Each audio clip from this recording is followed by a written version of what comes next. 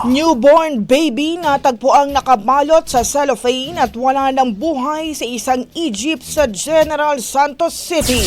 Mula sa Brigada News sa FM Jensen, Jane Alido, ibrigada mo. Brigada Live Report. Inilagay ang isang bagong panganak na sanggol sa isang cellophane at iniwan sa isang Egypt na wala ng buhay. Sa salaysay ng kapitan ng Barangay San Isidro, General Santos City na si Jeprox Yumang na ang rota ng Egypt ay galing sa KCC Mall patungong Barangay San Isidro, ngunit nalaman ng apo ng driver na may naiwang cellophane noong nilalawig nila ang daan ng Barangay Mabuhay, Jensen, at dahil nakasanayan na nila na kung may maiwang gamit ng mga pasahero sa sasakyan ay iniiwan nila ito sa terminal. Kaya naman agad nilang inihatid ang pulang cellophane sa San Isidro Egypt Terminal. Doon na binuksan ng dispatcher ang cellophane na sa kanyang pag-aakala ay ang laman nito ay mga damit. Ngunit nang ito ay kanyang binuksan, tumambad ang katawan ng isang batang lalaki na merong placenta. Agad na tumawag ang dispatcher sa barangay at police station 4 para ipaalam ito. Sa ngayon, nagpapatuloy ang investigasyon ng kapulisan kung sino ang nag-iwan ng nasabing cellophane, kung saan nakikipag-ugnayan na umano sila sa KCC Mall para humingi ng footage at makita ang mga sumakay sa Egypt.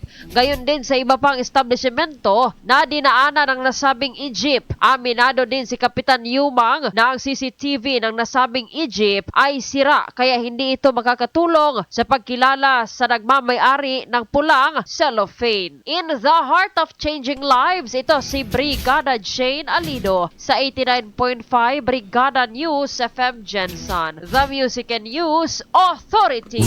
Ang bahaging ito ay hatid sa atin ng NutriCleanse Herbal Capsule. Linis tiyan, saksi tiyan.